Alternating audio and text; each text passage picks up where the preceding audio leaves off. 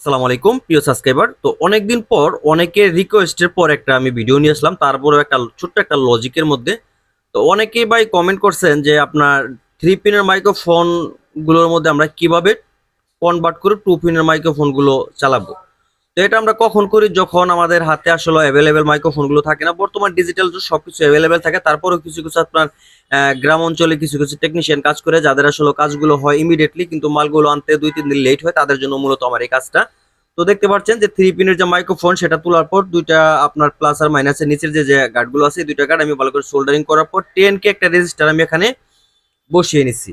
10K রেজিস্টারটা বসানোর পর আপনাকে যেটা করতে হবে, দেখেন এখানে কিন্তু আমি মাইক্রোফোন একটা বসাচ্ছি। মাইক্রোফোনটা আমি কিভাবে বসাচ্ছি সেটা কিন্তু বিষয় না, বিষয় হচ্ছে আপনি যখন কাজ করবেন আপনার যে মিটার আছে, মিটারের দ্বারা আপনি প্লাস আর মাইনাস আলাদা আলাদা করে এই রেজিস্টারের দুই প্রান্তে প্লাস মাইনাস চিহ্ন করে তারপরে কিন্তু মাইক্রোফোন যদি বসিয়ে দেন, তাহলে অটোমেটিক কিন্তু আপনার দেখতে পেলেন কিভাবে আমার এই যে 3 পিনের মাইক্রোফোনটা আমি 2 পিনে কনভার্ট করলাম। সেম ভাবে আপনারা যদি করেন, তাহলে আপনার 3 পিনের মাইক্রোফোন কিন্তু আপনার দ্রুত 2 পিনে কনভার্ট করে আপনার কাজ আপনি চালাতে পারবেন। ধন্যবাদ।